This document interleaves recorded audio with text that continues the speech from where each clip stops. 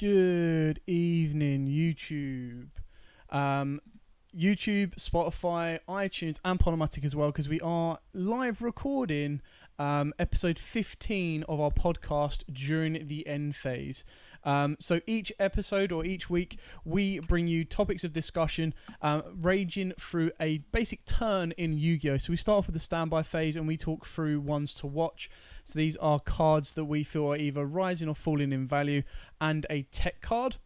We then move on to our top three. And this week we thought we'd keep it within kind of context. And we're going to be doing the top 3 ways to stop Dragoons. We'll then move on to our main phase, our battle phase, where we will discuss the main deck of discussion. There we go. Being Dark Magicians. I know it's taken us 15 episodes to get to this point, but finally we can talk about the best deck ever created. We then move into our main phase 2, where our review topic will be Genesis Impact. So we actually found out the final art type within the Genesis Impact and what they will entail. So we will discuss those as well. We'll then move into the end phase, where we will answer all listener questions, whether they be live or whether they be sent in prior to us through YouTube or Facebook or even Instagram. I'm joined here on episode 15 by Donald in the top right-hand corner and his little chibi that he will probably be changing during each ad break as well. And then right below, you'll see that there is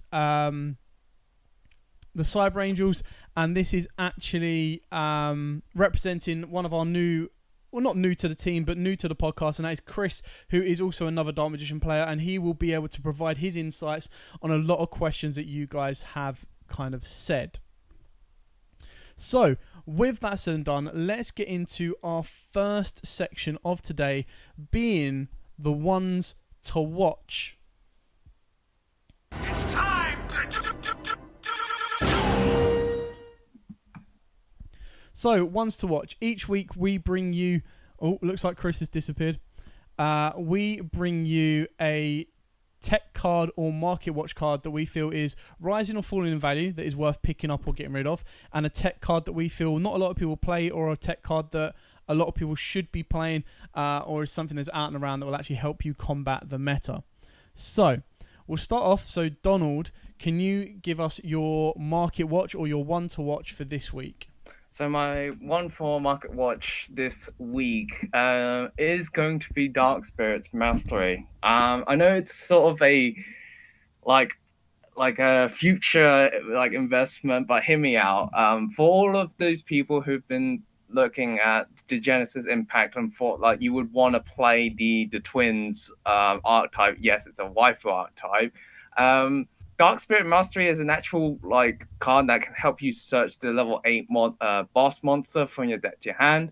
And reason why I'm saying this now is because these are one of those cards where it's in a legendary duelist set, and people aren't gonna look twice at it at the moment. At the moment, it's looking at on card market as usual. I'm looking at the prices ranging from 2 to 4 euros at best on card market. And the reason why I'm bringing this up is that it's just a ditch card, search your level 8 boss monster from your deck to hand. I will want to say that this card itself is a generic searcher for level 8 fiends, so it's not necessary to be used for the evil twins, but rather that it can be a future investment.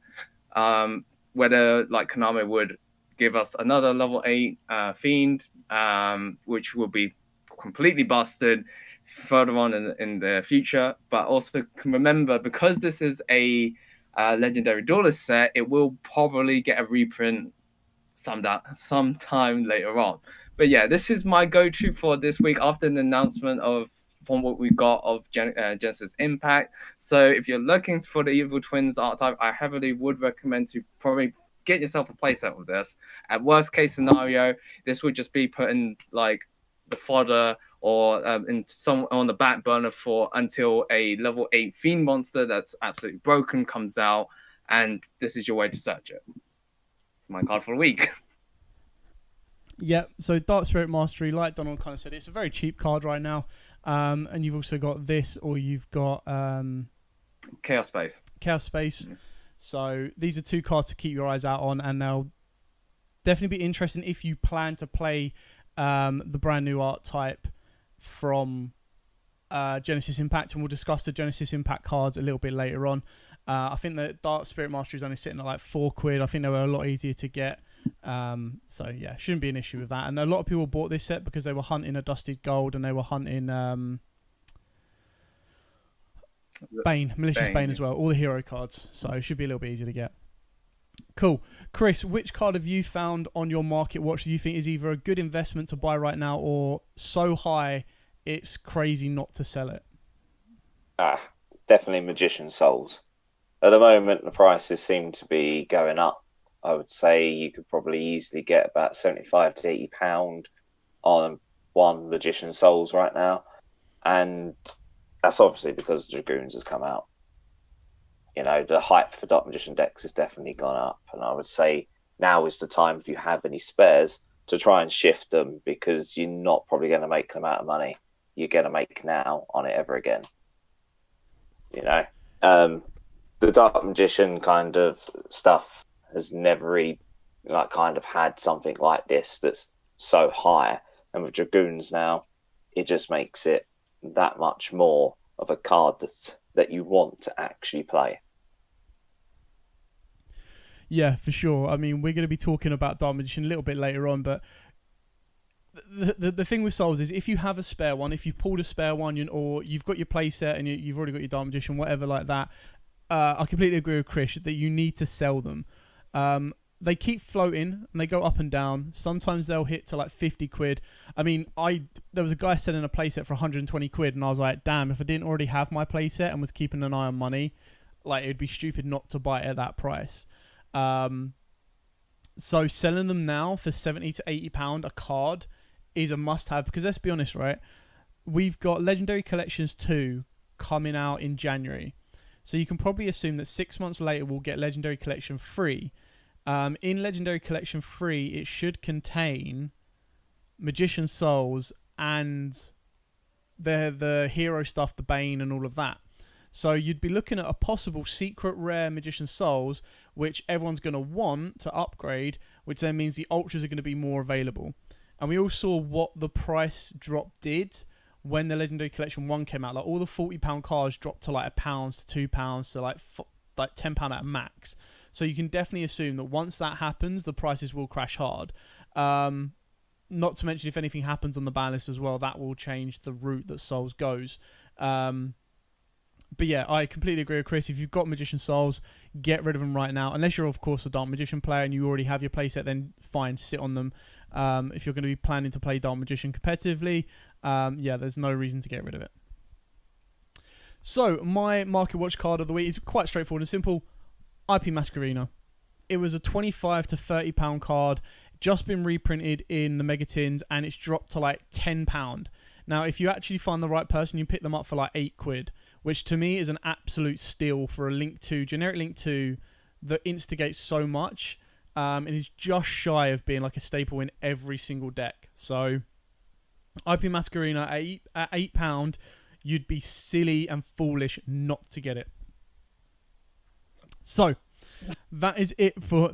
It's clear that Donald's computer keeps bugging out or something. Internet's like really not having it today. So that's it for our Market Watch cards. Very, very simple. Now let's move on to our tech cards. So this is a card that we have either been using or a tech card that we have found that is very useful at either toppling particular meta decks, or we just feel that a lot of people are sleeping on that can really, really help them in the current meta. I mean, the current meta, you're looking at Eldritch, you're now looking at everything, adding a Dragoons in as well. And trust me, Dragoons is a very powerful card to try and deal with.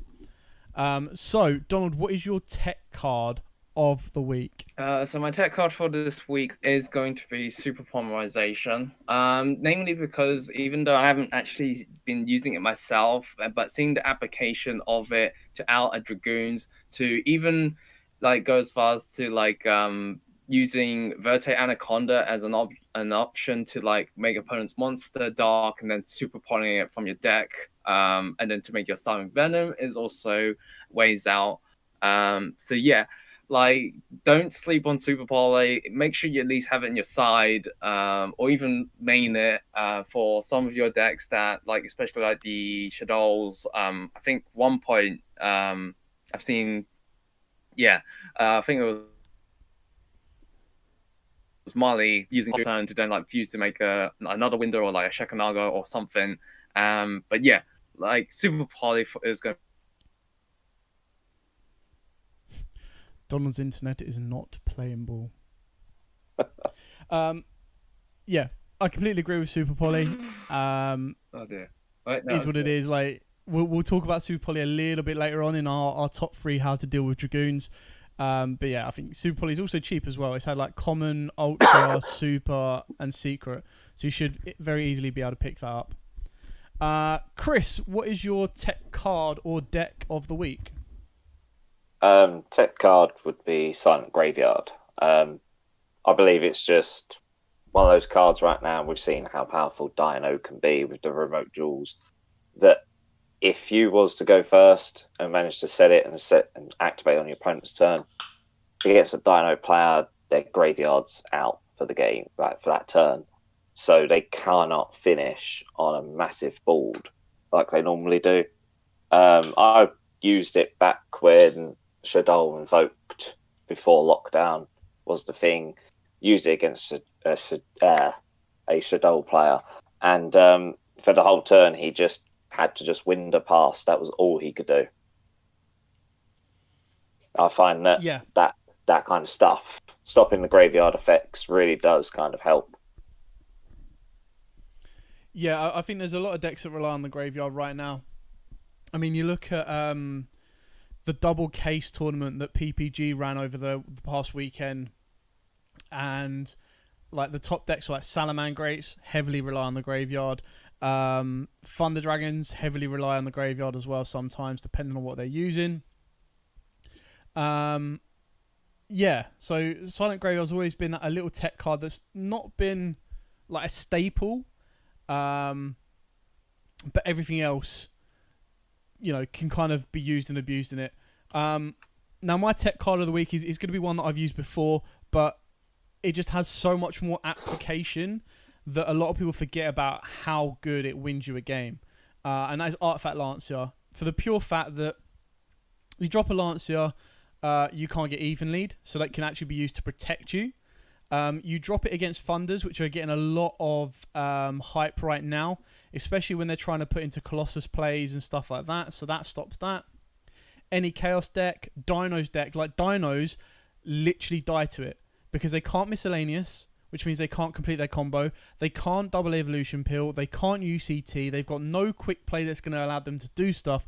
So as long as you drop it at the right time, a Lancia will shut down mainly the most best decks. Also, it will stop Eldritch rebuilding their resource and maintaining their resource, which can be very important.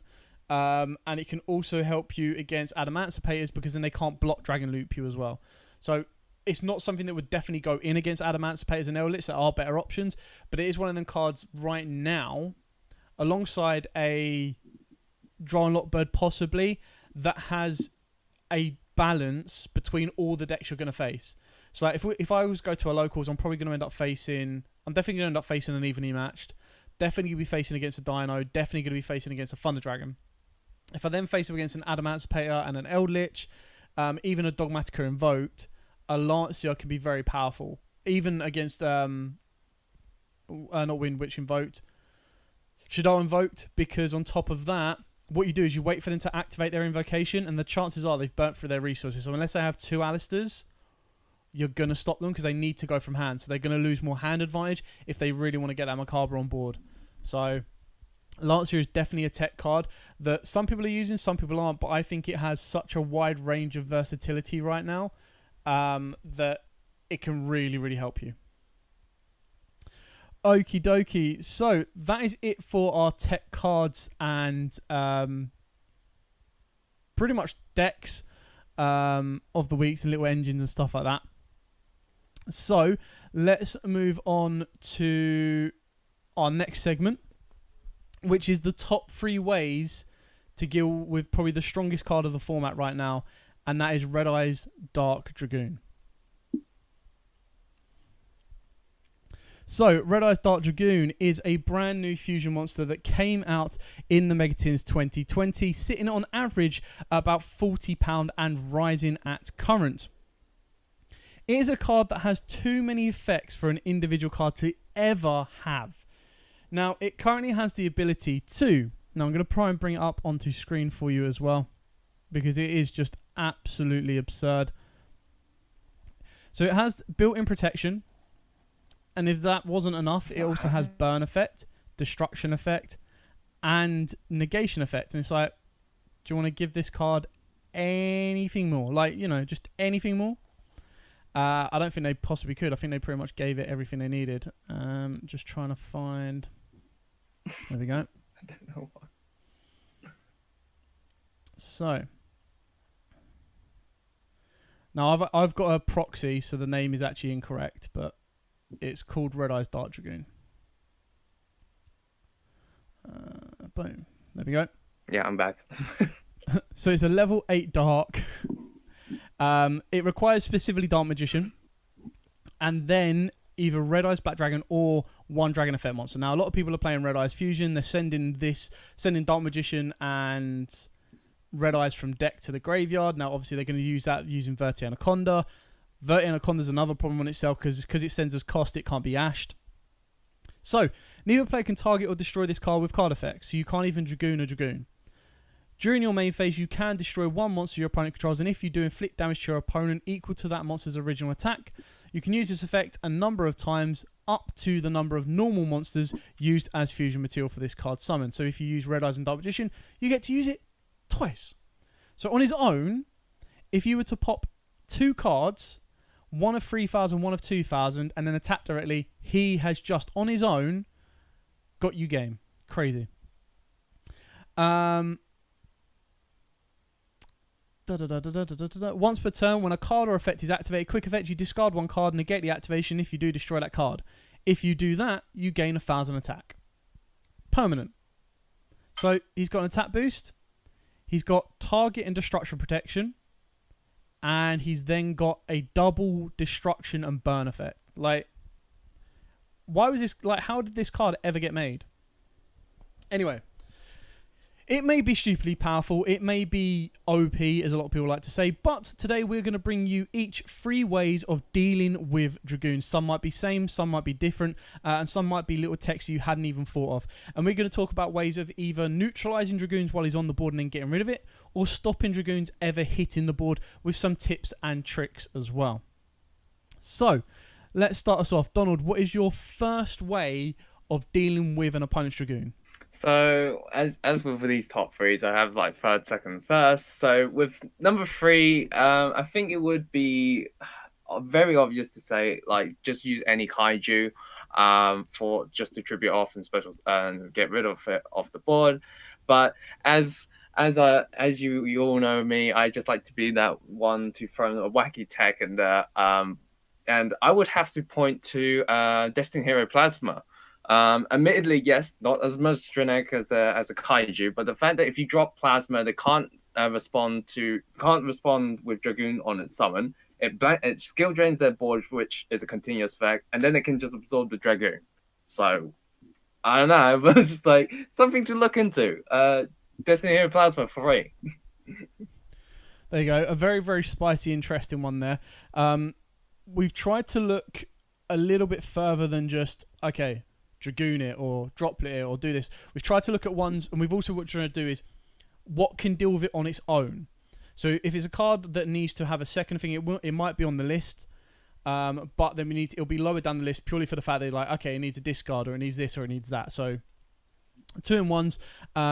Destiny Hero Plasma is actually a really good tech. Didn't even think of that. The fact that he special summons himself as well.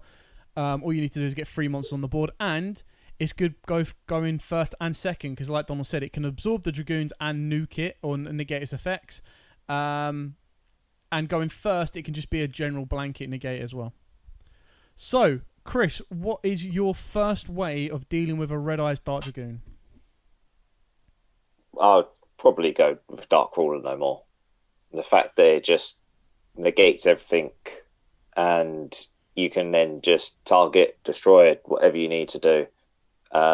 Obviously, the fact that it can't be targeted and destroyed by other card effects makes it so difficult. And if the board is set up with multiple negates, then a Dark Ruler will obviously get rid of all that. Yeah, completely agree. And I think the same... We're not going to count this on top of the list, but Dark Ruler no more / Forbidden Droplet. Okay, so anything that can neutralize his effects and then get rid of it. So that's the issue, is with the difference between Droplet, Dark Ruler, and then Plasma is Plasma can actually get rid of the Dragoon as well, whereas on its own. Whereas Dark Ruler and Droplet, even though they don't need as much setup, they can't actually get rid of Dragoons. They can make him weaker, they can negate him, but then they have to kind of something else to get rid of him. So yeah, 100%, very, very good tech, without a doubt. Yeah.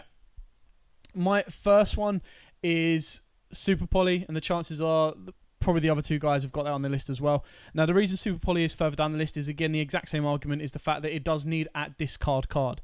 So the other cards on my list are going to be ones that can just be dropped on their own and will stop Dragoon coming out. It will stop Dragoon happening, stuff like that.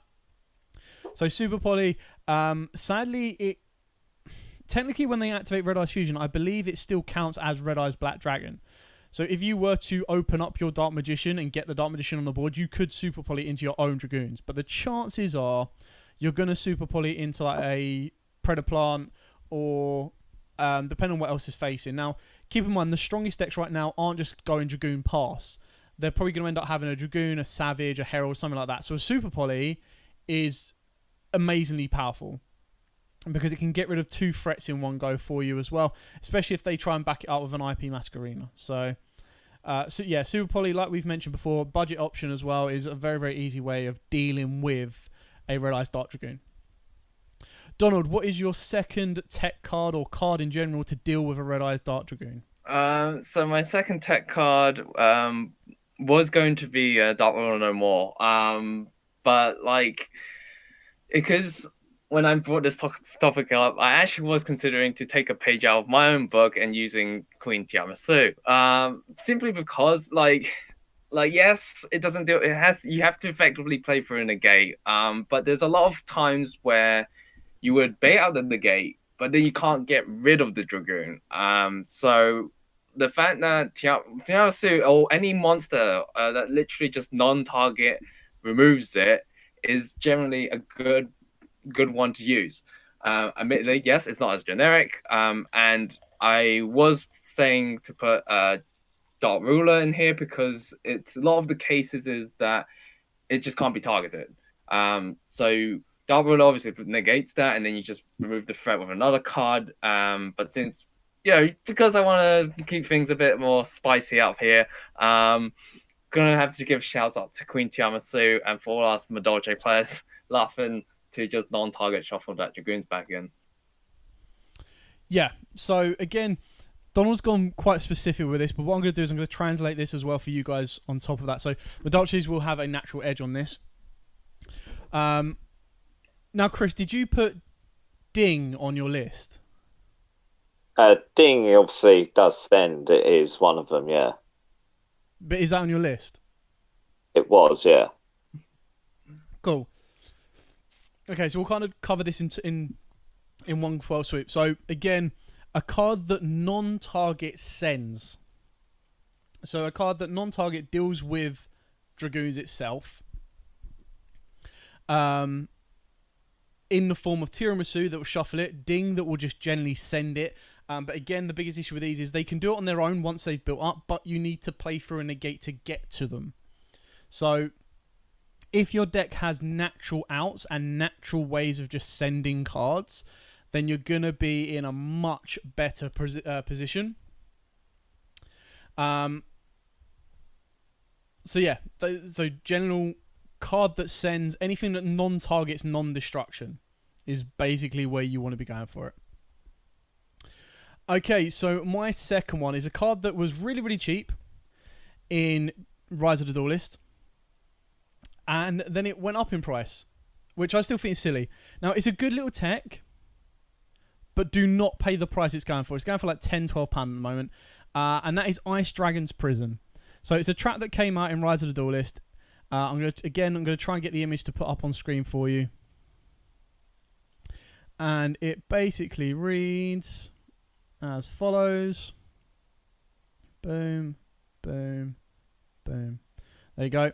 So target one monster in your opponent's graveyard, special summon it to your field, but its effects are negated. Then you can banish one monster from both players' fields that have the same type as each other. Now, again, exactly like the Ding, exactly like the Tiramisu, it's a non-target banish rather than a send. But it is a trap card. It needs to be set. It can be interrupted by Dragoon. So what you're trying to tell me is you would have to set this. Now, keep in mind, Dragoons is a spellcaster. But you would have to have this set. They would then play Red Ice Fusion, put Dark Magician in the graveyard. You would then have to bait out Dragoons to then trigger Ice Dragon's Prison to revive the Dark Magician to your side of the field. And then banish one monster on both players' fields that have the same type. So you just go, okay, banish the Dark Magician that I've just stolen, banish your Dragoons. Good little tech, but there's better options than this, in my opinion. In my opinion, I would rather put more generic cards and, like, my opponent can't negate Super Poly. But this he can. So this is just a little tech option that a lot of people are talking about already. But it's just something that you guys need to be aware of. To be totally honest, I would sell it right now. It's sitting at like £10. If people are siding free of this in, and another card that a lot of people were mentioning was Sanctum. If you are siding, like, if you're specifically building your side and going, oh, I'm going to put this in and I'm going to put that in for Dragoons. Nah, there's better options in my opinion. I would rather put in 3 Kaijus than put in 3 Ice Dragon Prisons. It's a very good one, don't get me wrong, but at least with the Kaiju, I don't have to try and bait out and negate. Okay, Donald, what is your last tech choice or way to deal with Dragoons? So my number one choice would be Super Poly. Admittedly, while you did put it on the third place, I still think Super Poly, even with its discard as cost to pay, I think it's just the fact that it just can't be responded to. It just makes it, in a sense, a lot of in the cost of its own, effectively. And yes, like, you probably will be making your own Starving Venom Fusion Dragon, or in some cases, your own Dragoons, or as I was thinking on one other tech was going to be like the Dragon Maid style. Like to summon your own negate as well. So there is like a lot of play with Super Poly and the fact that it's just can't be responded to, fuse both sides of the field, if not remove targets on your opponent's side of the field. Fusion card that is just can be, effectively used on both turns. So yeah, Super Poly. Yep, can't argue with that at all. Chris, what is your final tech way of dealing with Dragoons? It was the same as you and Donald, Super Poly as well. Super Poly. But to just try and think something different, I guess if you've already baited out the negate of Dragoons, you could use UCT, flip it face down, and attack to just burn and just get rid of it that way. But yeah, ultimately, like you say, Super Poly is one of the best ways to deal with it. See, I think this is quite funny because all of us have specifically avoided Kaijus because we all thought everyone else was going to put Kaijus on their list and we didn't want to repeat it. But of course, Kaijus is one of the best ways to deal with it. That's not my final choice. My final choice is a little bit different, and it's probably cheating on this list, but I'm going to go with it anyway. My final one is Infinite Impermanence / Effect Veiler. Now, the reason I've chosen these ones is you don't have to deal with a Dragoons if a Dragoons never hits the board.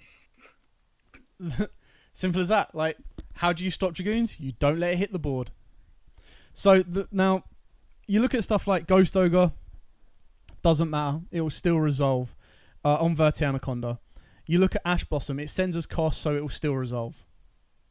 The only hand traps that we currently have that will stop Vert Anaconda, and these are cards that you main. So the reason this is number 1 on my list is it's a card that you don't have to side in. It's a card that you main. It has multiple utilities. It can hit other decks as well, rather than just worrying about Dragoons. But my personal opinion on this is, if you are facing a player that goes into Vert Anaconda, unless they set themselves up with a Savage or a Herald or one way to negate said Effect Veiler or the Imperm, you hold your Imperm until the last card. You hit the Vert Anaconda, because your opponent will be 2,000 life points down. They would have already sent the Red Eyes Fusion as well.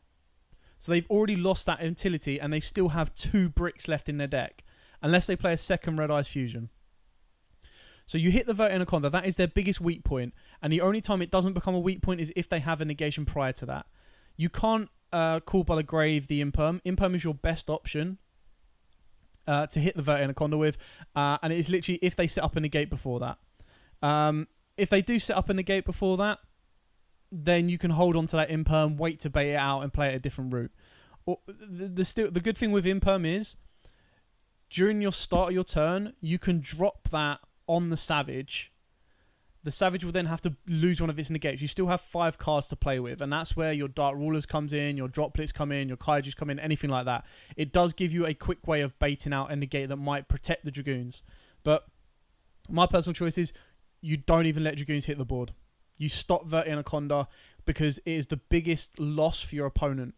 It is like when people were ashing Silent Mining because they were discarding, they were negging 2 cards and not getting anything for it. Exact same thing when you Imperm. The only thing they get is they're paying 2,000 life points to Foolish Burial or Red Eyes Fusion. It's not going to get them anywhere, is it? So yeah, that is it. They are all of our free texts of how to deal with Dragoons. Now, some of them are quite straightforward. Some of them are a little bit different. But I'm just going to quickly look at the chat, and it seems that a couple of people said Kaijus, Forbidden Droplet, Super Poly. Kind of, all makes sense on that one as well. And just being able to drop those on your opponent kind of gives you a good versatility. What you've got to look at is, not everyone is going to make Dragoons, but the chances are a very, very high rate of players are. So any card that you can play in your deck that naturally helps your deck throughout loads of matchups rather than just Dragoon outs will be a lot better. So Dinos are very good at this because they can main deck the Kaiju, search the Kaiju, and that actually gives them a lot to play around with. So that was it for our top 3 discussion of this week. Top 3 ways of dealing with Dragoons. Now let's move on to my most anticipated deck discussion of the entire podcast series. And Chris is going to be able to offer a very, very interesting option. And Donald is going to offer a very, very nice original option on a Dark Magician deck as well. So let's move into the main discussion of this week, being Dark Magicians. So, Dark Magician, the original boss monster, the OG, go-getter, go-starter, the one that has inspired so many people when they first started Yu-Gi-Oh! If you were one of the original Yu-Gi-Oh! Players, you fell on either the Kaiba side or the Joey side? Kaiba side or the Yugi side. Some people waited a little bit longer to fall on the Joey or the Pegasus side as well. Now, Dark Magician is our most profiled deck and test hand deck in the whole 9 yards on the channel. It is my favorite deck. It's also one of Chris's favorite decks. Chris plays it completely different to me, which is great because he'll be able to answer a lot of questions, and there'll be a couple of back and forths between me, Chris, and Donald over the choices of what we do and put into the Dark Magician deck. Now, I've done so many different variations. I even did a whole week's worth of videos where I did different variations of Dark Magicians, and my Dark Magicians have evolved. I used to play Dark Claw in the deck with Master Change 2. I used to play Chocolate Magician Girl. I used to play Mahard. I've done a Numeron version, a Synchron version, a Fusion version, a budget version. You name it, I've done it. Now, the way I build my Dark Magician decks when I go to compete is I want to make them as competitive as possible. So, Dark Magician have a single normal summon monster that they want to be normal summoning, and that is Magician's Rod. Sadly, his effect will only go off when he is normal summoned, but when he is normal summoned, he will add a Dark Magician spell or trap that lists Dark Magician in its name. So, Dark Magic Circle, Eternal Soul are the main 2, in my opinion, right now. Start Magical Circle is excavate the top 3 cards of your deck and add a card that is either Dark Magician or list Dark Magician in its name that is a spell or trap to your hand. Eternal Soul is you can either revive a Dark Magician from the graveyard or special it from the hand, or add a Dark Magic attack or Thousand Knives from your deck. The biggest downside is if it does leave the field, that means if it gets banished, goes to the grave or returns to the hand, everything but going back to the deck, it will trigger to destroy all cards on the field. All monsters, on your side of the field. It does also have a very nice built-in protection where it does make Dark Magicians unaffected by card effects, which means they can't be super polyed. But sadly, we don't have a card that turns Dragoons into Dark Magician as of yet. Not to mention that it has been backed up with some powerful support cards over the past few years. So you look at Apprentice Illusion, which is discard 1 card, special summon it, and then search out a Dark Magician from your deck. You can also drop it on top of one of your Dark Spellcaster monsters and give it an additional 2,000 attack. We also have the more powerful Magician's Souls. We all know how stupid it is. Send 1 level 6 or 7 Spellcaster monster from your deck to the graveyard and then either special summon Magician's Souls or special summon 1 Dark Magician or Dark Magician Girl from your graveyard. Magician's Souls can also send up to 2 spell or traps from your hand or field to the graveyard to draw the same amount of cards. Now, they are kind of the core cards that you want to be using in a Dark Magician deck, alongside Soul Servant, which allows you to put a card that lists Dark Magician in its name to the top of the deck, whether it be a spell or trap, and that can go from the graveyard as well. You can then banish it from the graveyard and draw cards equal to the number of Dark Magician Girl, Oracle Mahad, or Oracle Manas in your grave or on the field, 1 of each. Now, a lot of questions we've been receiving have been quite simple as to why do people not run Mahad? Why do people not run Mana? Why do people not run Dark Magician Girl? Now, I'm going to answer these questions for you now. And then Chris and Donald, who actually do play those cards in their decks as well, will answer them on their opinions and why they do them. Now, my personal reason is, literally, I am building my Dark Magician deck to compete. Those other cards, like a Mana, a Dark Magician Girl, and a Mahad, are actually bricks. Now, you've got to think of it this way. To set up your Soul Servant to allow you to draw multiple cards, you need to Red Eyes Fusion now, which is a lot easier to get Dark Magician Grave, absolutely fine. But it then means that you need to open up a Magician's Souls to send a specifically Dark Magician Girl, Mahad, or Mana to your graveyard to draw an additional card. So, the feeling will be great if we are able to mill those cards quite quickly and consistently, because then you just put 4 in your graveyard, banish, draw 4 cards. Beautiful. But in this current game state, you don't get 3 or 4 cards just to build up your graveyard to draw cards. You have to move as quickly as possible. Mana, the biggest issue with that is if a spellcaster is targeted. So if I get Impermed or if I get Veiled, and the only times those 2 cards are going to happen on my spellcasters is ideally going to be on the Magician's Rod. Now, right now, I'm not really too fussed about that. Yes, it means I don't get an additional search, but as long as I've got that additional extension, I've actually baited out an Imperm or I've baited out a Veiler that allows me to go Verti Anaconda into Dragoons. So again, I'm going as competitive as possible. And Mana, again, is one of them cards that you're only going to want to play 1 of. You have to have it in your hand at the time it gets targeted or in the grave. So unless you're sending it to the grave with Souls, summoning Souls, sending 2, draw 2, setting up your Soul Servant, play Verti Anaconda, send Dark Magician, banish, draw 2. Sounds really nice. Still, in my opinion, not worth trying to do that. Mahad, love the card.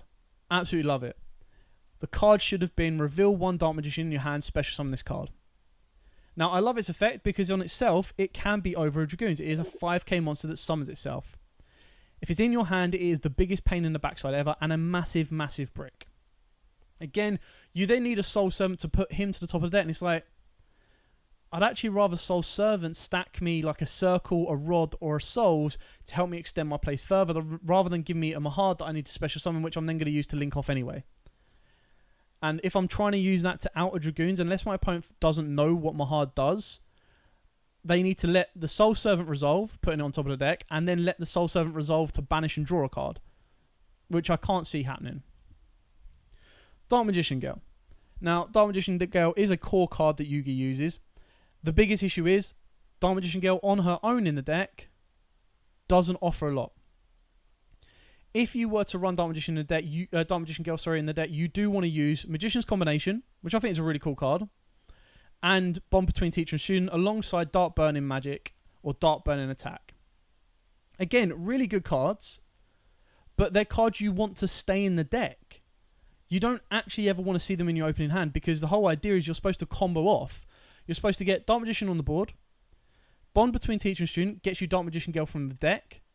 That then gets you Dark Burning Magic or Dark Burning Attack, and then you search out Combination. The issue with Combination is it does need to have one of them in the graveyard, and then you need to loop the two between them.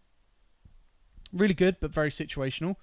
Bond Between Teacher and Students, easily ashed, and again is another brick, because if you have that without a Dark Magician on the board, you're not going anywhere. Now, this is all from my perspective of building the deck as competitive as possible. If I want to do it as a homage to Yugioh, if I want to do it as a homage to balance everything back out, easily put them in. Now, I used to play Bond Between Teacher and Student. I even used to play Sage Stone. I really like that card. But to me, if I'm going to a locals, or if I'm going to an event and I want to compete at the top level, there's 4 cards I'd rather have in my deck than the Dark Magician Girl engine on its own, or the Mahad or the Mana. I'd rather have ways of stopping my opponent than trying to set up an additional draw for my next turn. Not saying that I don't love the cards. I love every single card equally, and I think all the cards are amazing. But, like I said, if I want to compete, you can't play them, in my opinion. Now, Chris and Donald play them differently. So, Donald, start us off in the reasoning behind your particular Dark Magician version or your particular Dark Magician build.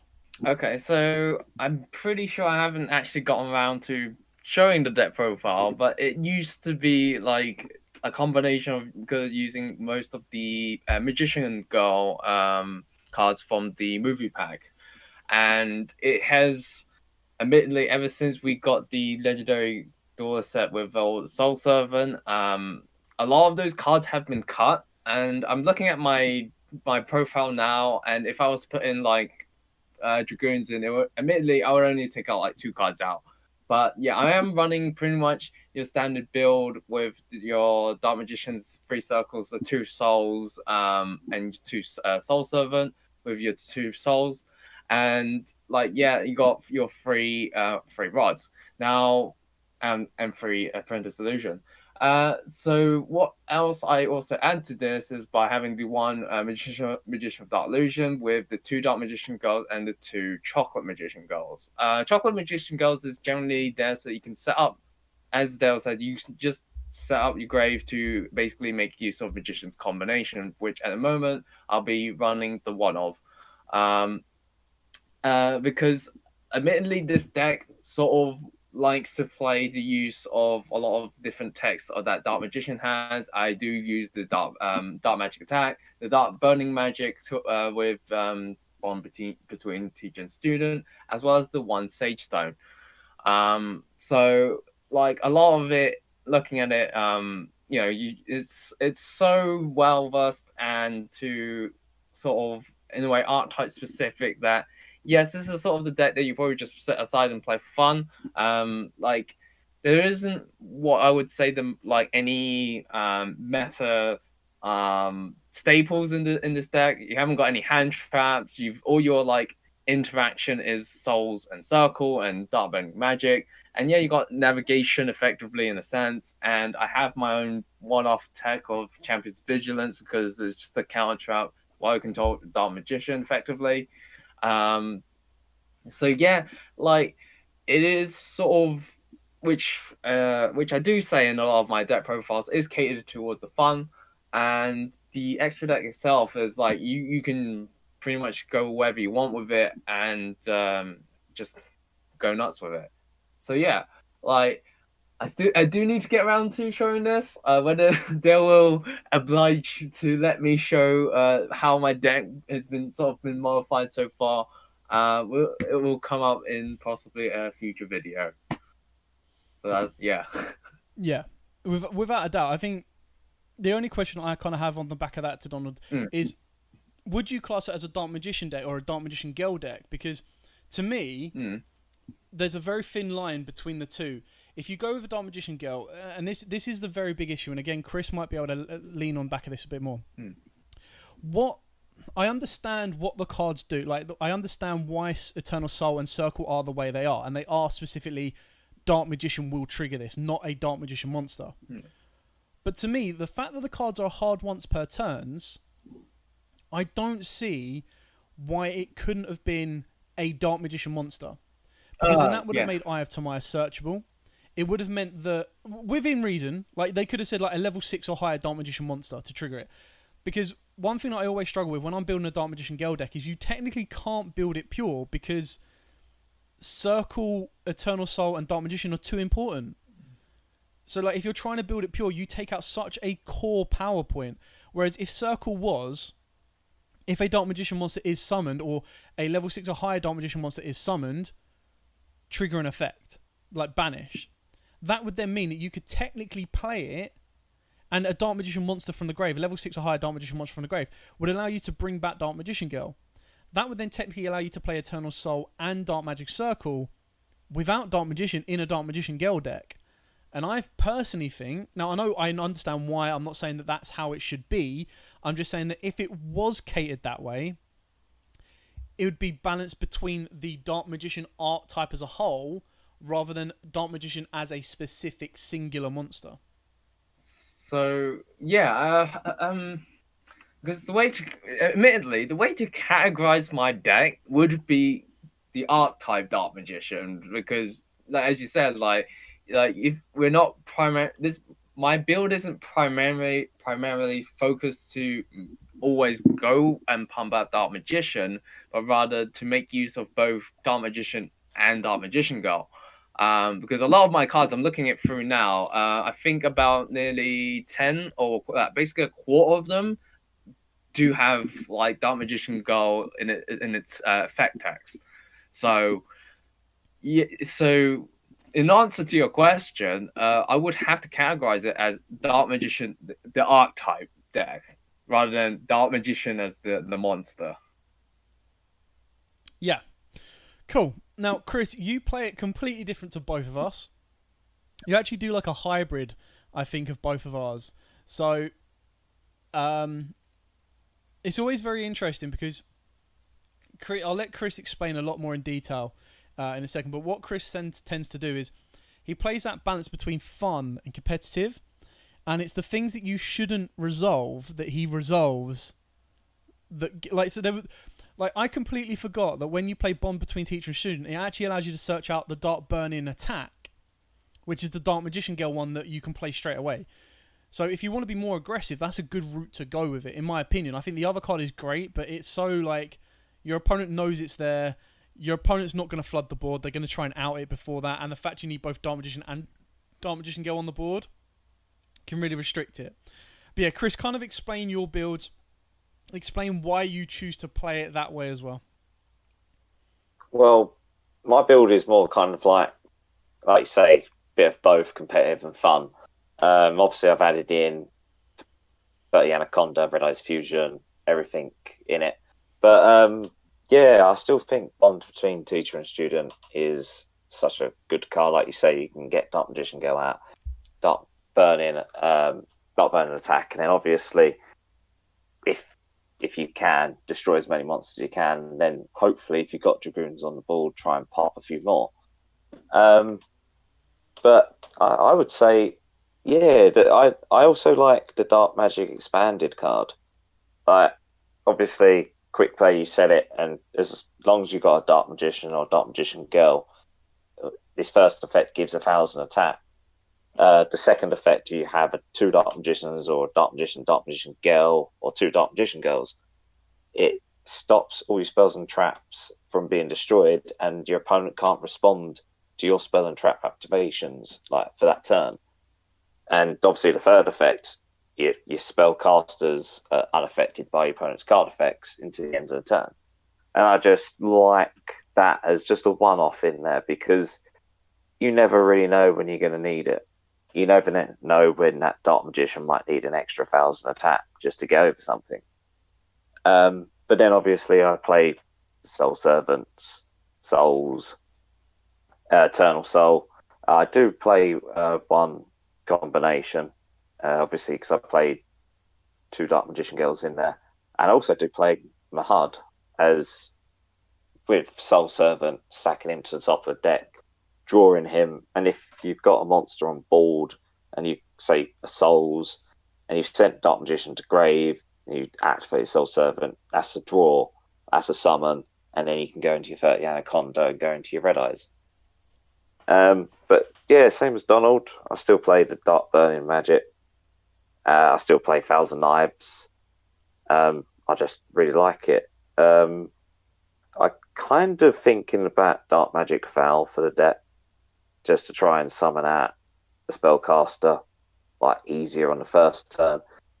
But yeah, I think that the way that I play it is to basically have fun while still trying to like give a decent kind of go for it in a locals. If I wanted to play meta, then I'd go and play meta. But with my Dark Magician deck, I like to play fun and just kind of relax while playing it, instead of just having to think all your plays through. And like with you do with meta, I just think it's more fun, to be honest. Yeah, I mean, I don't think there's a wrong Dark Magician build. I think there's a wrong pairing. And what I mean by this is, if someone comes up to you and says, look, I really want to play Dark Magician competitively, I've put in Dark Magician Girl, straight away you go, whoa. You need to take that out. Now,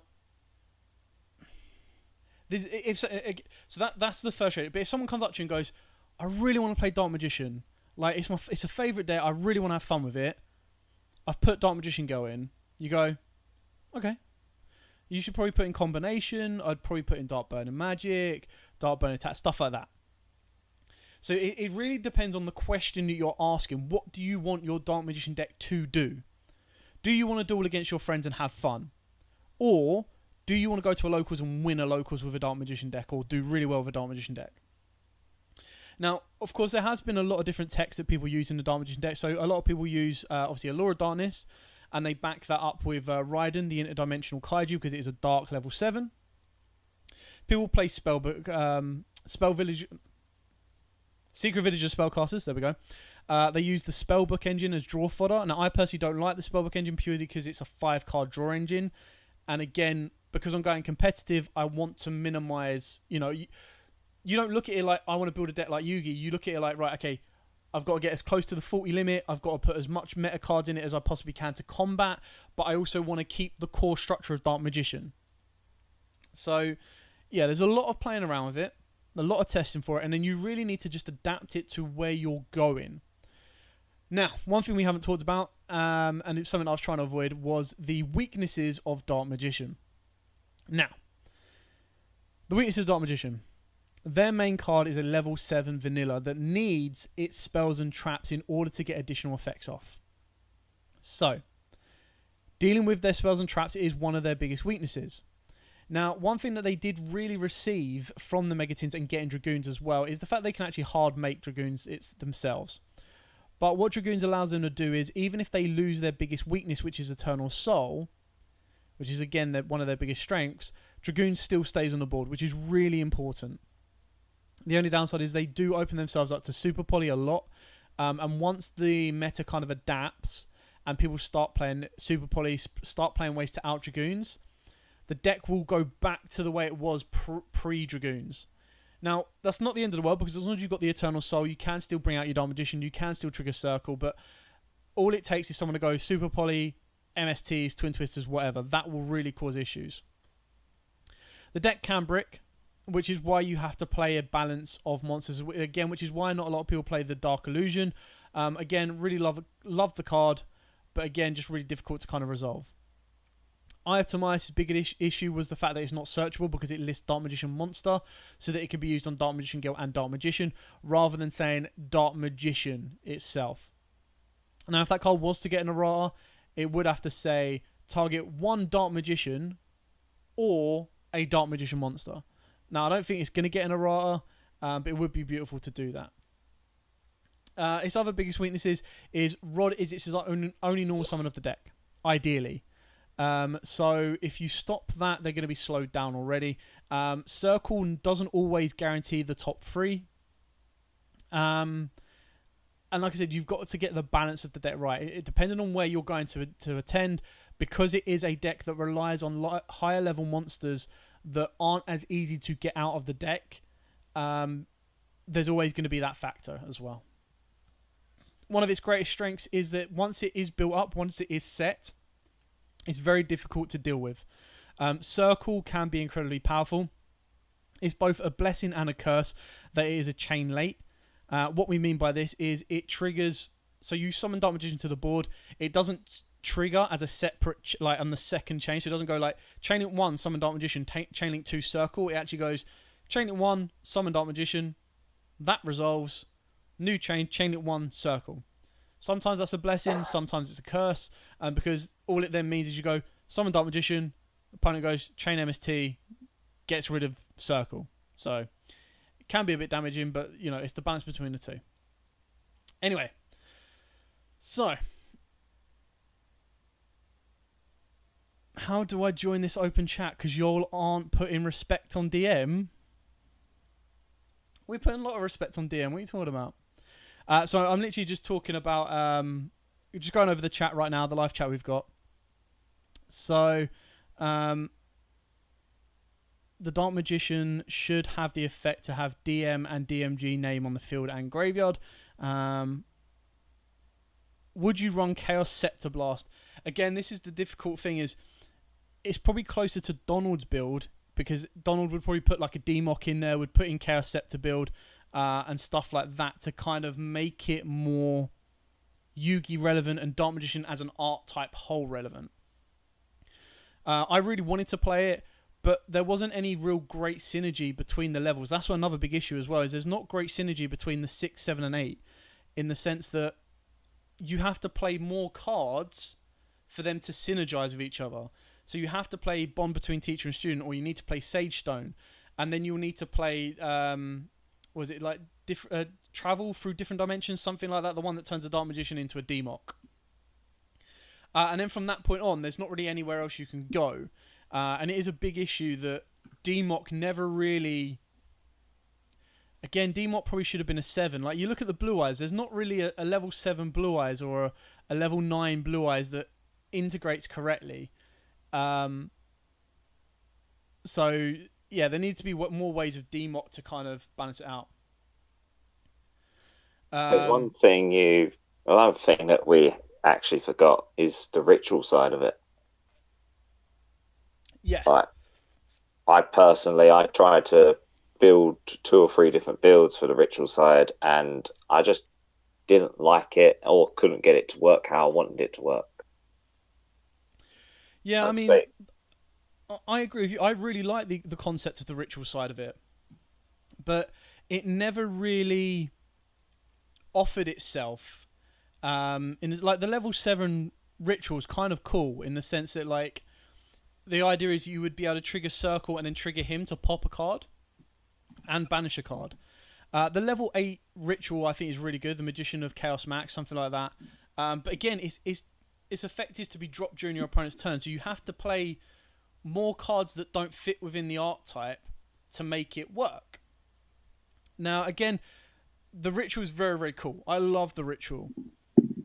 But to make it successful, to make it consistent, because it doesn't treat itself as Dark Magician in the deck, or because like if it treated itself as Dark Magician in the deck, then arguably what you could do is you could take out Dark Magician itself and use that as a like-for-like replacement. But the issue with that is it does become Dark Magician on the field, but it doesn't trigger the searches of all the other cards. It can be sent to the graveyard, and then it can be put back to the top of the deck with Souls and Soul Servant. But you then need to play Preparations of Rites. You need to play Chaos Fusion, and stuff like that to make it work. It does work. It is powerful, but again, it's a completely different play style.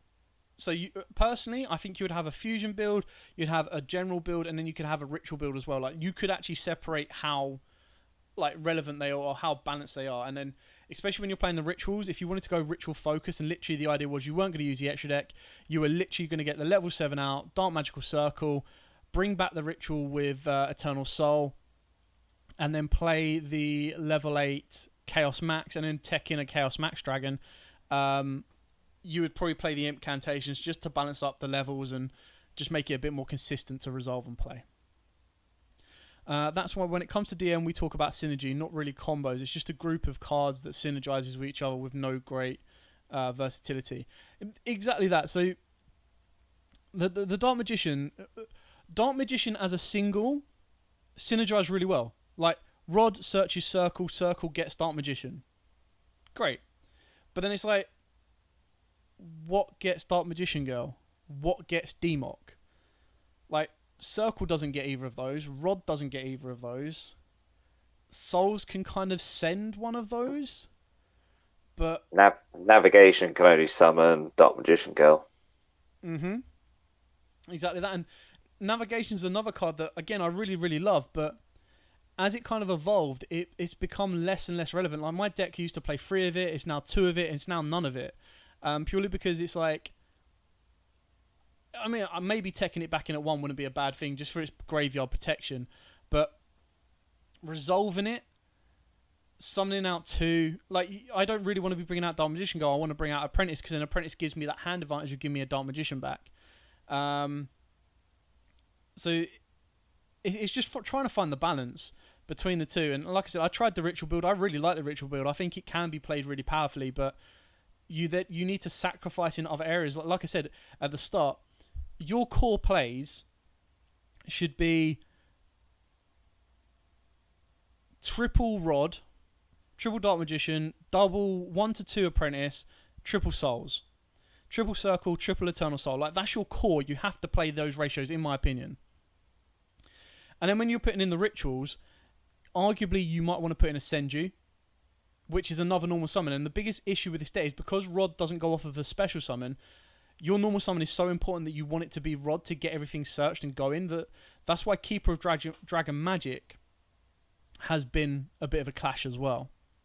So, and I'll say this now. So one thing that's always bugged me about Dark Magician, very, very small, minute detail, but one thing that's always really bugged me is it's always going to get compared to Blue Eyes, which is absolutely fine.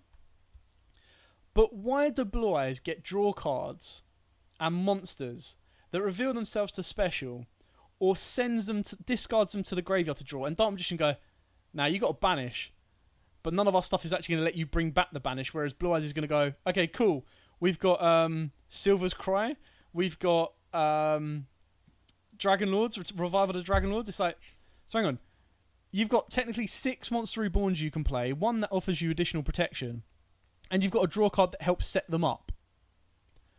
Can't Dark Magician get a spell card that's exactly like that says, like, target one of your banished level 7 monsters and add it, like, special summon it? Like, right, maybe it needs to be...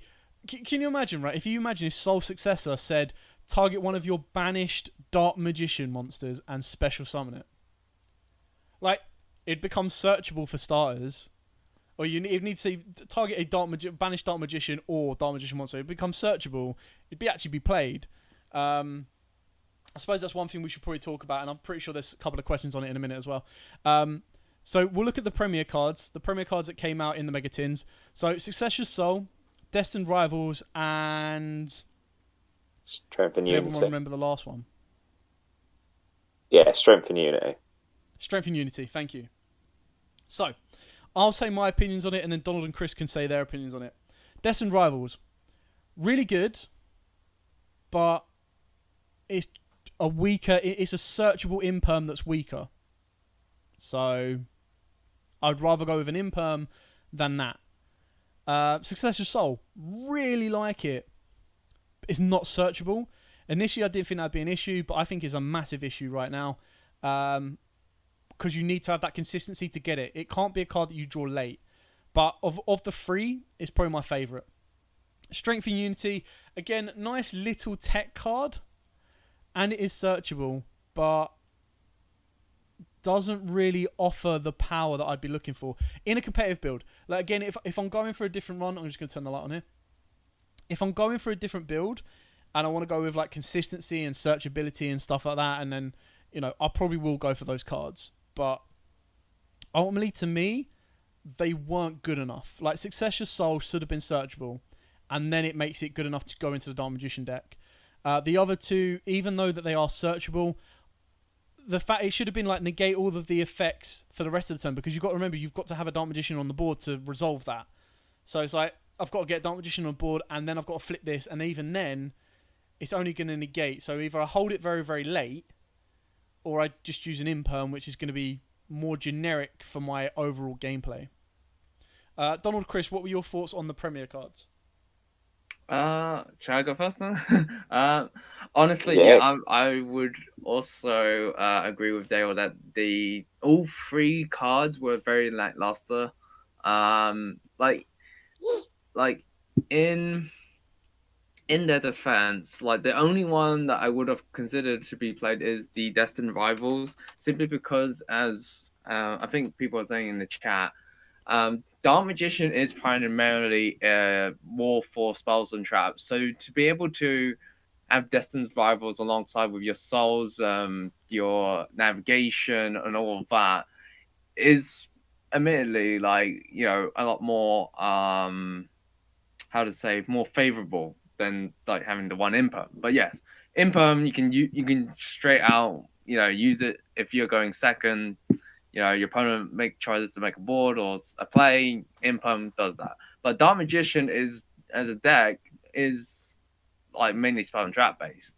So you're looking to go first, set like not old guys set 5 pass, but more of like you have some interaction with the fact that you do need like rod, search the piece you need, circle, grab a spell trap that you want, and then set, and then your opponent's turn, flip up navigation or some way summon a Dark Magician during your opponent's turn, banish a card, and then further like interrupt them with other stuff. And I think at one point we had a very annoying board from Chris by having him, Secret Village with Turtle Soul and was it Dark Magician Knight or Dragon Knight or something? I think so, yeah. Dark Magician Dragon Knight. Yeah, Dark Magician Dragon Knight. Okay, you can't play spells. This is unaffected. Go ahead. What you gonna do? Kaiju's the main outs. But yeah, so yeah, Successor Soul was.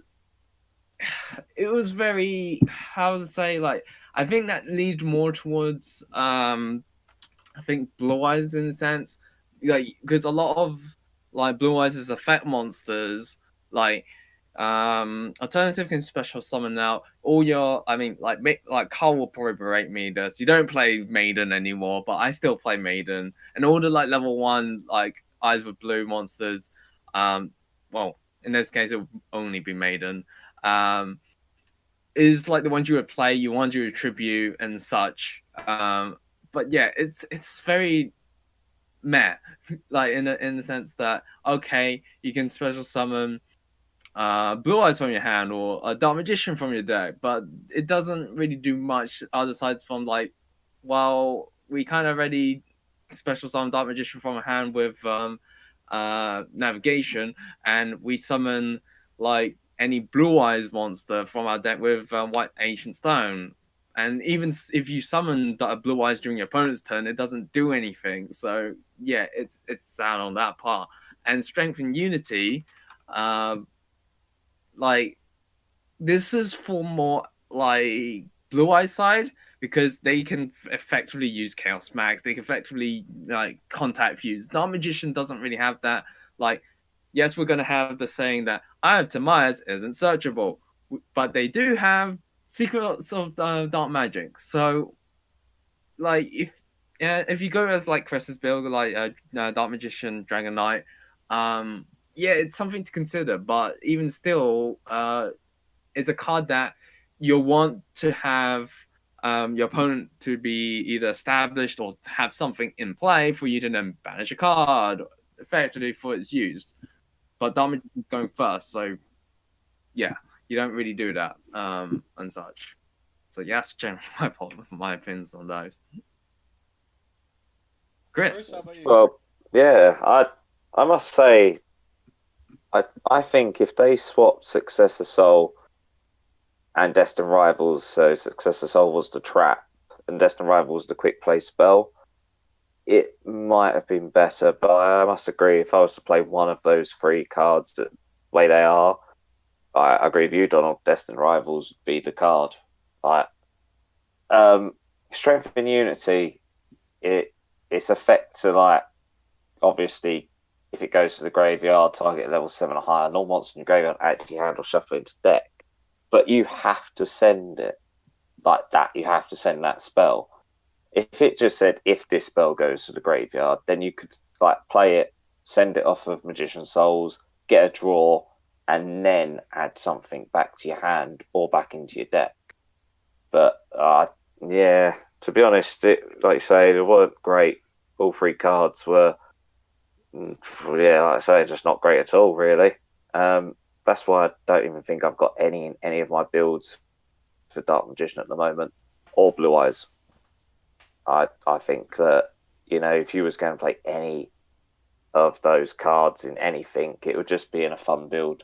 If you wanted to use the cards that are Dark Magician in their name based, I would say that's it. You would use it competitively. Yeah, I mean, like I said, I was tempted to put Successor Soul in because what I liked about it was the fact that it gets you a Dark Magician on the board, so technically you could trigger it, be a banish off the circle and a send off of the spell itself. But it was so situational, especially when you need all of your combo pieces to, you know, have your hand for Dragoon, set your back row for Eternal Soul and Circle. So the one thing it was missing was that it literally just needed to list Dark Magician to add it. And then after that, you were kind of good to go. Anyway, so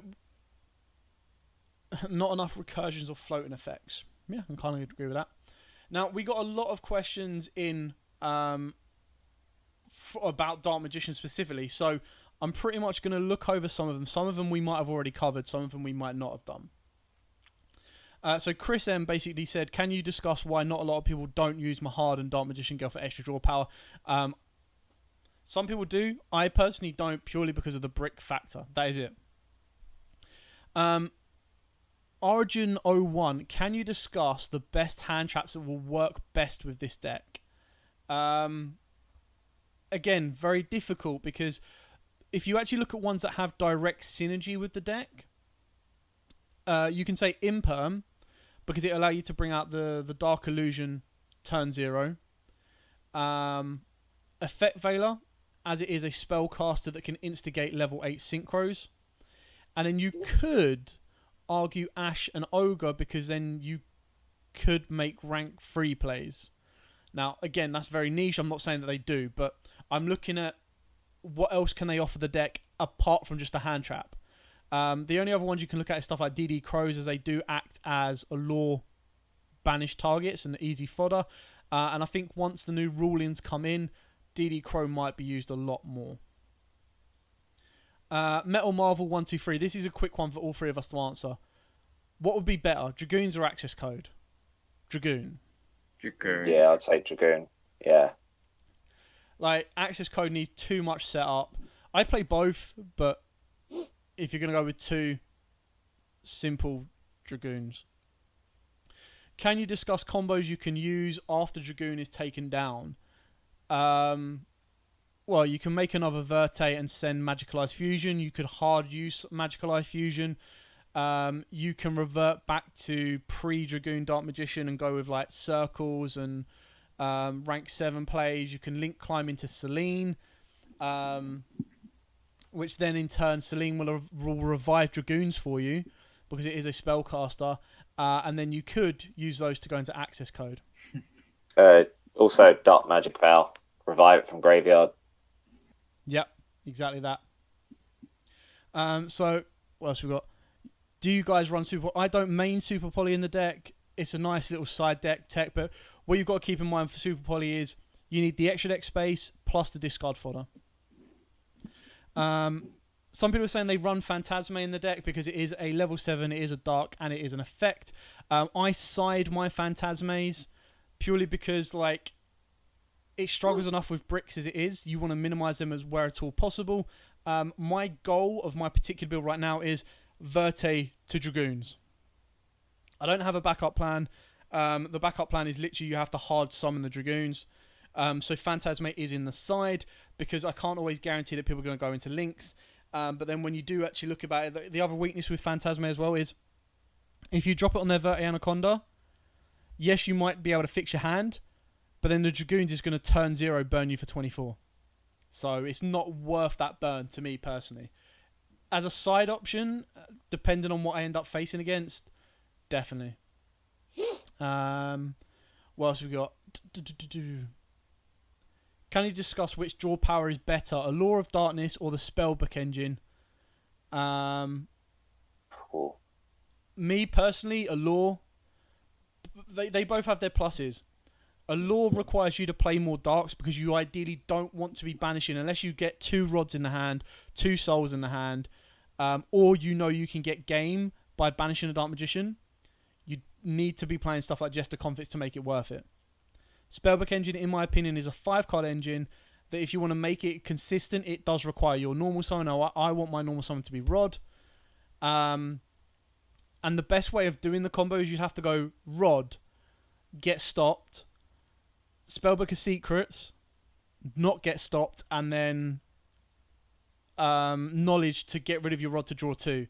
And ideally, right now, you want your monsters on board to make Verte Anaconda. So to me, is Allure. Donald and Chris. I would say Allure as well. But yeah, I will say that I banished a Dark Magician in one of my games once, and I went into Ebon Illusion, and I went Effect, and I didn't even remember it was banished, and it was pretty difficult to get around it. But like you say, the Spellbook engine just takes up too much space. And Allure, you can just play it free. Yeah, you might not want to banish something you're gonna need, but sometimes it's a small price to pay. From my side, I was going to agree with Allure being the better choice. So aside from Spellbooks, aside from the fact that it's a bigger engine, we have to take into account, as Dale said, that Rod is primarily the card you want to normal summon. If you have between the Spellbook boy, Blue Boy, and Rod, you're obviously going to want to go for Rod because we always want to go for the guarantees and such. Allure, you can either bait out an Ash or bait out something, namely Ash, and then go with a search afterwards. And if you're really that worried about banished monsters, then you can also I would probably advise to play cards like Pot of Acquisitiveness or Return from Dark Dimension. I think it's a different the continuous trap card that can basically summon back your banished DM. It's odd niche tech there, but if you're really that concerned about it, there's something to consider. But yeah, as a draw engine, there's your way to go. Excellent. So a couple more questions about Phantasme. Wouldn't Allure be a brick if you don't have any darks in the hand, whereas Spellbook is always live?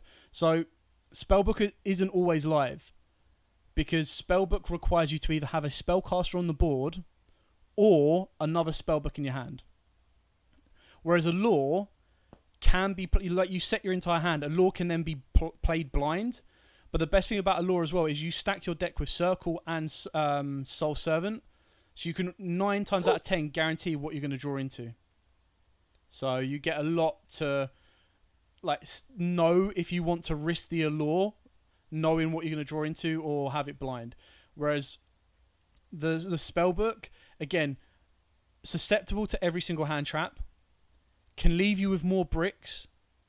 The only good thing about it over the Allure is that you can actually start sending the spare spells with souls. But sometimes I've actually found myself sending Allure with souls when I don't know what I've got on my top deck so that I don't risk the banish. But that's just an option. So a couple of questions about Phantasme. Yes, Phantasme does help you make Dragoon or Dragon Knight. But again, the only way you're going to be making that is if you get into the quick play fusion or poly, which is absolutely fine. But again, it's a level 7 dark dragon effect, so it's like your one route for Dragoons, or your main route for Dragoons, should be the Red Ice fusion, which doesn't involve Phantasme. Phantasme can then be used as a lore fodder, but it's still a level 7 brick that I'm not going to be able to get out of my hand if my opponent doesn't want to play Lynx. And like I said, if you put the Phantasme on the board turn 0 and your opponent makes a Dragoons, they're just going to go pop, burn you for 24. So in my opinion, as a main deck option, I personally wouldn't, for those particular reasons, but it is a 100% side deck card for me. Because like I said, my main route right now is Verte, Red Ice Fusion, double Dragoon pop, win game from there. And then if that fails or gets cleared, then you've got Magical Ice Fusion to do the job for you. So it's very rare that I'm actually considering taking out the quick play fusion, because once you've got the first Dragoons on board, you should be winning from there, because then you go Dragoons, they clear that off, you go access code. And it kind of gives you a lot to play around with. Okay, what have we got? Is it still worth playing Dark Magician the Dragon Knight now Dragoon is out? In my opinion, yes. I first off go for Dragoons. Dragoons is the go-to fusion above the Dark Magicians and Dark Magician the Dragon Knight, but it's still worth having Dragon Knight in there. I assume you two are the same? Yeah, I'd agree. Yeah, you can bring it back with souls as well, Eternal Soul, and then if you got Circle on the field, start banishing. Yep, exactly that. Cool. Can you discuss combos using IP Masquerena? What links you potentially go into, not just Nightmares? So, for me personally, off of the IP Masquerena, you can go into the BLS link. You go into, obviously, Nightmare Unicorn, Nightmare Phoenix. You can also go into Selene. You can also go into Access Code. And you can also go into Appaloosa or Avramax, should you want to put them in there. So if you don't have access to some of the other ones like Access Code, then you can go into Avramax. So there's a lot that IP can do. The issue is getting the monsters on the board for IP to hit the board and resolve. The final one. Can you discuss if this deck can actually stand up against the meta now? For me, personally, my build has been doing really well. It will give the meta a run for its money. It's not tier 1. It's definitely a rogue deck. But Dragoon certainly gives it that level that it has been missing. And the one big thing that this has over everything else is it can naturally mate Dragoons, which means that they're not paying the cost of 2,000 life points. They're not running into Imperm all the time as well. It does give them a bit more versatility over the rest. Now, I've pretty much, I think we've covered Dark Magician well and truly. Chris, Donald, do you have anything else you'd like to mention or say about Dark Magician? Nothing on my side. I don't. Yeah. No, I'm okay. Right, looks like that's it. So let's move on to our main phase 2. And this week's very interesting. We are going to discuss Genesis Impact. So, Genesis Impact is a brand new art type that features three new... Well, not a brand new art type. A brand new set that features 3 new art types. You've got the Drations, which I'm about to put the image on the board. On the screen. Bear me 2 seconds. That's what happens. There we go. There we go, cool. So we've got the Drations to the right-hand side. We've then got the Magisters, which is the little red dragon on the packet, which is a spellcaster art type. The Dratias are a ritual deck that uses the attack and defense as the ritual levels rather than the original stars. And then you've got the Kaliskia and the Lila waifu deck on the left-hand side. Now, each of them have very, very interesting gimmicks and like ways towards them. In the OCG, this is a full foil set. In the TCG, it is now going to be a collector's rare set. What that means is you have the chance of getting one of the, I think it's like 12 collector rare cards, and the rest of the set will be made up of ultras, supers, and rares. So I think the pack was 5 rares and 1 super a pack, I think, something along those lines. And then you either get a super or a rare, super or an ultra, and then if you're lucky, you get a collector's rare. So exactly like Toon Chaos, the exact same ratios, the exact same layout. Now, for me personally, and I can pretty much see 3 people that go for these type of decks. For me personally, I like the Magisters. They are a spellcaster type art type. They've got like Baby Alistar, Baby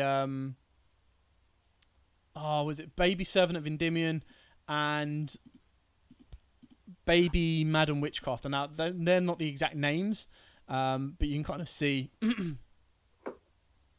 where they kind of come from. Now the Drations are an not old school, but they're like a power play deck. The idea is that they're like level 12 ritual monsters that are all like 4Ks and 2Ks and stuff like that, and we're still waiting on more information to be revealed. We've only got like short bits of information on each one of them. And then the brand new ones that were revealed today were I always get the names wrong. Leakias or Rikias? No, Evil Twins, sorry. Evil Twins. And basically the way this works is they have one particular boss monster right now that makes your opponents send cards they have on the field until they only have 2. I've actually got the set in front of me as well. So it's 60 cards in total, 10 ultra rares, 15 super rares, 35 rares, 15 collector's rares.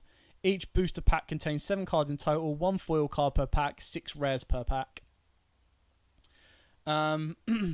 So the Evil Twins, basically the idea is that they're going to summon themselves or each other from the deck, allow them to link climb. The link will then revive it from the graveyard. You then link climb again, going into the link 2s, and then you get rid of 2 link monsters on your board, bring out the boss monster. The boss monster goes up to 4,400 and will make your opponents send cards they control until they only have 2 left. Now, straight away we know that, or one good thing about this set is purely the fact that it works really well as a Chaos deck, because the Evil Twins are fiends. They are darks as well, and their boss monster is a level 8. So as Donald mentioned in the Market Watch, the level 8 is actually quite easily searchable, which is great. The Drations and the Magisters, we kind of got these a long time ago. The Magisters actually revolve around sending cards from the extra deck to the graveyard to then utilize certain effects, put them back, level up the lower ones. So it'll be kind of cool as a little engine, but right now we haven't seen the full potential of the deck. The Drations being a ritual deck does mean that they are going to require a lot more resource and a lot more management. But they are that type of deck of they're high levels, but a high power ceiling in the sense as well that they're all going to be like 4K monsters that are going to destroy cards, send cards, cause a bit of issue. So, Donald and Chris eventually as well. What are your thoughts on Genesis Impact? So let's start with the way that it's been changed from a full foil set to a collector's rare set. Would you prefer it as a full foil set, or are you happy that it's gone to a collector's rare set? What are your thoughts on that? So I personally would go with the full foil set. So I think it's like was it the one with Witchcrafters originally? They like everything was like super, and you got like secrets. I would have preferred that. Simply because I think with this sort of rarity, it's kind of like how to say, it reminds me of the Legendary Door sets where like everything's common, and then you get like 1 or 2 like I think supers, and then a few ultras in a box. I think it's like 5 ultras and 7 supers in a box. But instead of commons, they're all just rares now. So, and then collector's rares is kind of like dangling in front of people saying, here's like a higher rarity, you know, so you definitely want to get more of these boxes and that sort of thing. And so I'm not really up for that, rather than, you know, wanting to just have it all full foil and make the cards look a bit more prettier than just rares. Yeah, I mean, you look at the Toon Chaos set, and the one thing that made the collector's rares good was because the collector's rare were actually collector cards. It was like Stardust, BLS, stuff like that, really cool. But But then you actually saw that the ratios were really bad. So in the UK or the European regions, it was like 4 collector's rares. It was 1 in 3 collector's rares a case. And then it was like 3 ultras a box. And in America, it was 4 ultras a box, but only 3 collector's rares a case. So the collector's rares values were going from like £100 to £200, depending on what ones they were.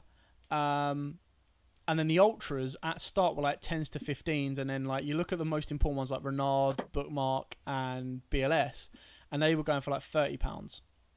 So the ratios of the print wasn't really great. And I agree with you. I think a full foil set like Secret Slayers and the middle sets that we've had would be a lot better, especially with this more particularly, because this one's probably going to rely on less reprints and more just his cause to play. Yeah, that. So it means your whole deck will be like, yeah, I have a rare deck. Or a deck that's really popular, out of the 3 of them is going to be, here's more of the supers or more of the ultras, and they're going to be harder to get and harder to build. Chris, what are your thoughts on this set in general? Like, have you done your research on it? Do you know kind of like where they're coming from? What, with the rarities? With regards to that? Or like, just the actual set in general? With Toon Chaos, like what were you, like coming off the back of Toon Chaos, what are your thoughts on this rarity change and the set kind of change, the way it's been done? Well, with the Toon Chaos, I liked it as I did pull a collector's rare, but at the same time I didn't, because the fact that, you know, it just means that there is going to be them cards that are going to be ridiculously high priced, and obviously people who want to collect will pay the price, like collectors will.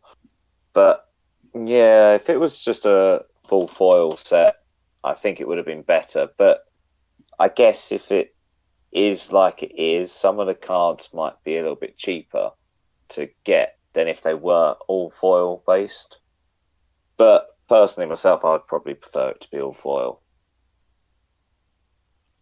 Yeah, I think the biggest issue with something like this right now is the ultra rares are probably going to be like the core cards of the particular deck. So if it becomes harder to get those particular cards, like the core cards, so let's imagine that the boss monster for the Evil Twins, the boss monster for the Dratrons, and the Link 1 for the Magisters are all ultra rares. There's no way you're going to get a playset from a box. And when you're sitting at 10 ultra rares, for you to get a playset of a particular ultra rare, you need to be getting 10 boxes to get you a playset of, is that right? 30 ultras. Yeah. So you need to get 10 boxes, and you need to get nearly a case to get a playset of the ultras. Now, obviously, that would be good if you get 4 collector's rares, because straight away that's £400 off of your £600 to £700 bill.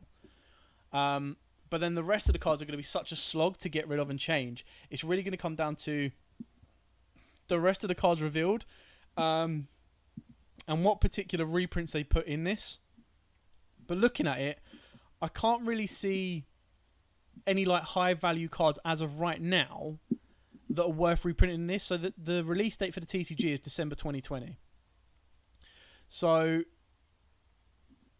I can't really see what you would put in here. Like, you could probably put in like a Spellbook engine, or you could put in like a reprint of the Invoke stuff, maybe the Witchcrafter stuff, and maybe the Endymion stuff for the Magisters. But then it's like, none of that's really draw worthy, and they're not going to be rarity bumps. For the Dratrions, I don't think there's anything that's ritual based that is of high value, unless you're going to put an Extrav in here, which they're already really cheap. And then you look at the Evil Twins. What themed reprints could you reasonably put in here that's going to make you want to get? Like, I mean, what I'm saying is, you look at the Toon Chaos, right? They made a big issue by not reprinting Toon Kingdom, but they reprinted Gamma, they reprinted Pot of Desires, they reprinted Pot of Extravagance. So they were free cards straight away. You're like, right, I want them in general. And then they introduced like Gearfried, they introduced Renard, they introduced BLS for Toons, alongside Bookmark, Page Flip, and stuff like that. So your Toon players are already going to buy it. Your people that wanted Extrav were going to buy it. And then the other card, the Chaos support in their Chaos space as well. like people that wanted the Chaos stuff were going to buy it as well. Whereas on here, I think by making it this particular type of set, like it's actually more like Secret Slayers when you got Adamant Sapators, Eldritch, and Rika. Like people that were buying that set were buying it because it was they were meta relevant decks, and all foil made it a little bit better. Whereas you look at this, I wouldn't say any of these decks, not until like unless they bring out some broken card. There's not really anything in these decks that are going to make me go, cool, this is going to be like Eldritch level or Adamantipator level. So, again, to me, it's one of them sets that if you buy a box and pull a collector's rares, happy days, you're in a plus. But if you buy multiple boxes, I think it will struggle to make your money back on it. And unless you're desired to build one of these particular decks, again, arguably, I don't see any of these being a front runner. I see you've got the waifu chase, you've got the boss monster chase, and you've got the spellcaster chase. So there's not really one archetype in this set that's making someone go, right, this is going to be the most expensive, this is going to be the cheapest. You've got a lot that's going to go, right, well, some want a bit of this, some want a bit of that, some want a bit of that. So I can't even see the prices of the individual cards being like rocket high. But again, could be wrong, could be completely different. Yeah, I mean, we've pretty much covered Genesis Impact. I don't think there's anything much more to say. Yeah, well, I think the change in rarity is a bit disappointing. All I will say is the ritual stuff with the ritual spell, or like instead of going for levels, going for attack.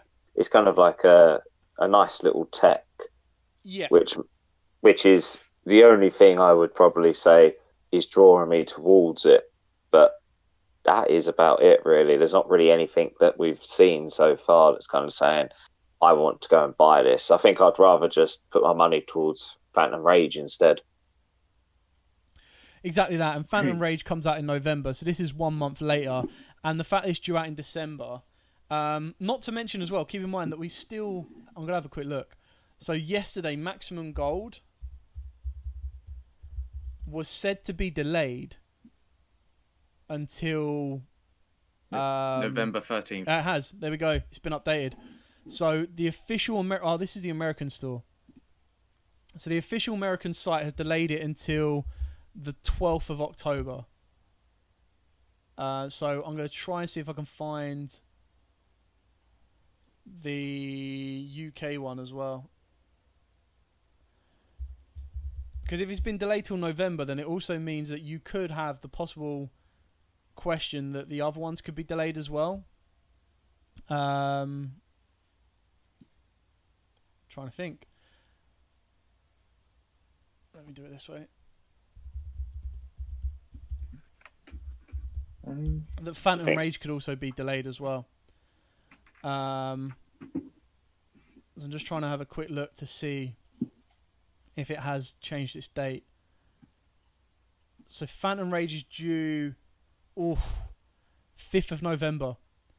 So Phantom Rage, which is already a hype set, and then you're going to tell me that a week later you are going to release Maximum Gold.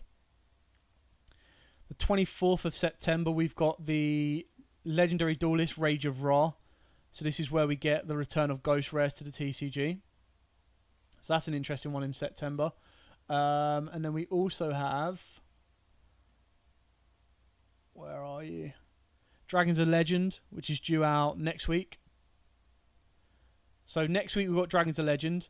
2 weeks later we've got the Ghost Rare returns. And then 2 weeks after that is Phantom Rage. A week after that is Maximum Gold. And then 2 to 3 weeks after that is going to be this one, Genesis Impact. So there seems to be a lot of products being pumped out as well. Balos Warlock. Toon Chaos was terrible for me. 4 boxes, 1 collector's rare, Toon Page Flip, and the box with the collector's rare I got 1 ultra, so 2 cards higher than super out of a box, and the boxes were stupid hype. Yeah, the set was really badly done in my opinion. There was a lot of misprints that I've seen. The collector's rares were like factory damaged and really, really bad. The Dragons of Legend is only poo if you already have the stuff. I actually really want the dice that you get with the Dragons of Legend. I also want the promos. So like the Harpy Synchro, the Jinzo XYZ, the Dark Magician Girl Alternate Art, and the Time Wizard Fusion. So they're all going to be kind of cool to get. The reprints will only matter if they've like rarity bumped or changed some of the rarities for like Eye of Timaeus, Toon Kingdom, stuff like that. There's no... actually, no, there was. There's like 4 promo cards. So you got the 3 promo cards that I just said, and then there's like another couple of little imports that they've put in as well. So, like I said, I just personally want the dice from Dragons of Legend. I think they look really cool. You've got a Timaeus, a Hermos, and a Critias dice that look really cool. They retail... I think they retail like £12 to £15. So you get each Dragons of Legend. The complete series box contains a grand total of 1 secret rare, 6 ultra rares, 2 standard ultra rares, 4 colourful ultra rares, 30 commons. The Dragons of Legend, the complete series contains 150 cards in total with 7 secret rares, 30 ultra rares, and 113 commons. So you're going to get a secret rare promo, and then in each pack you get 2 packs. You're going to get 2 colourful ultras and 1 standard ultra, which will be a premier card. So these are basically the same as the legendary collections, basically. So it'll be interesting. Cool. All right, well, that is pretty much it for the podcast. That is it for the product review. Donald's fallen asleep. So yeah, we would usually do listener questions, but we've pretty much covered all of the listener questions within the Dark Magician segment this week anyway.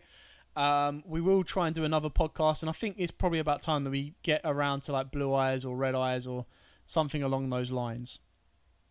But if any of you guys in the live chat have any questions, then please let me know. I mean, I would argue that of Dragons of Legend being the worst set of the year, because I actually rather have the dice than I would the connecting cards in Legendary Collection. So I'd actually say a Legendary Collection was the worst set. But that being said, Legendary Collection did make all of the hard cards to get a hell of a lot cheaper. So like Ancient Gear Fusion and Baby Red Eyes, stuff like that. That was kind of cool. And then the biggest disappointment was they never gave a foil to the Red Eyes Darkness Metal. So what can we say? There's Supreme Yeah, King I would just buy the singles on it. He's asked the question, 2 ruling questions. Yeah. One is what happens when an XYZ monster is equipped with a synchro boost?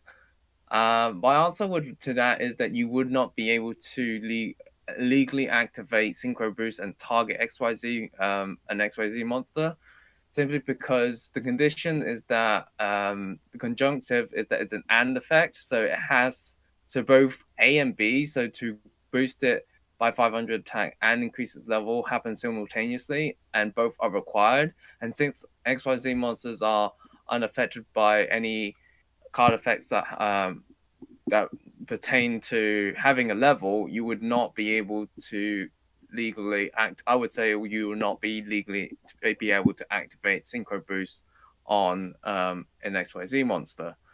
And your second question, asking about something like double-edged sword can end the duel in a draw. I'm not quite understanding of your question on that, considering that double-edged sword technique, you take damage equal to those to the destroyed monster's attack. It doesn't affect to your opponent in any way. So unless there's something that like if your opponent activates something to burn, I don't know, themselves, but surely because you have turn priority, or depending on the person's turn priority, it would then burn or resolve the burn effect. So yeah, I don't think, surely double-edged sword technique wouldn't actually end in a draw.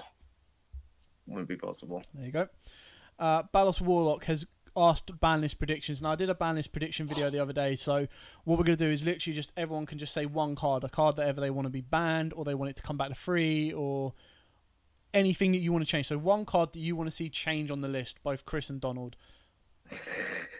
I think it's selfish for me to say, can I have broad ball back to 1, please?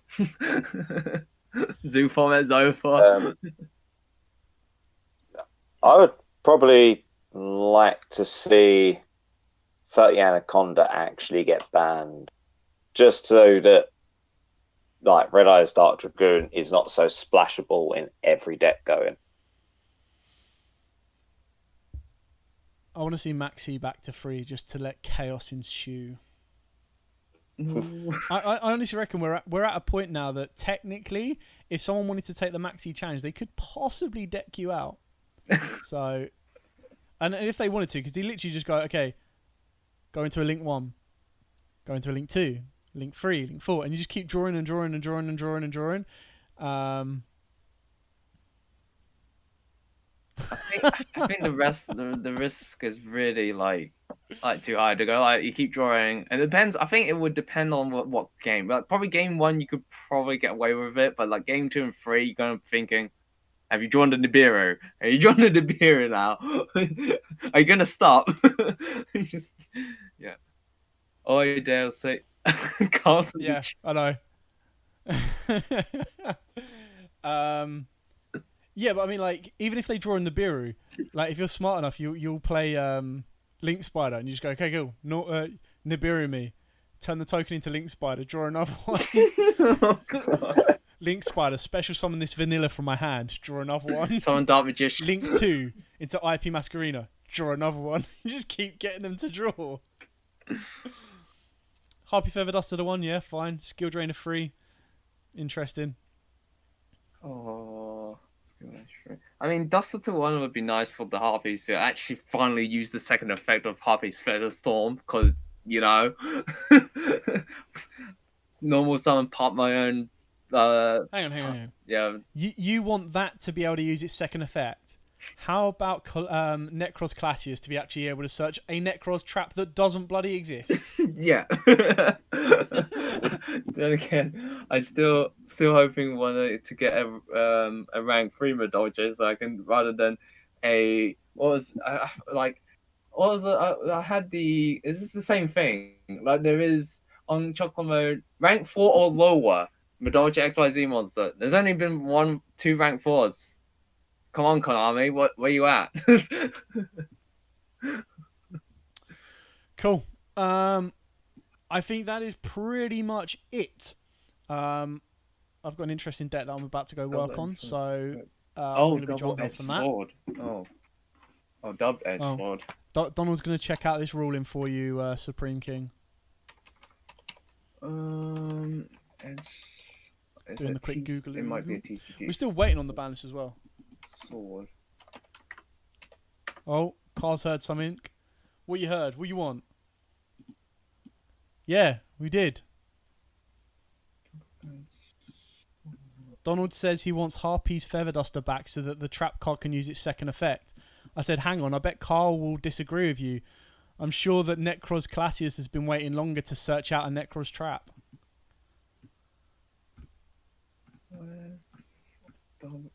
Hold on, let me search. Do the Google.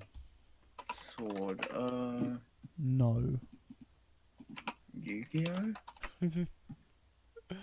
Oh, this card.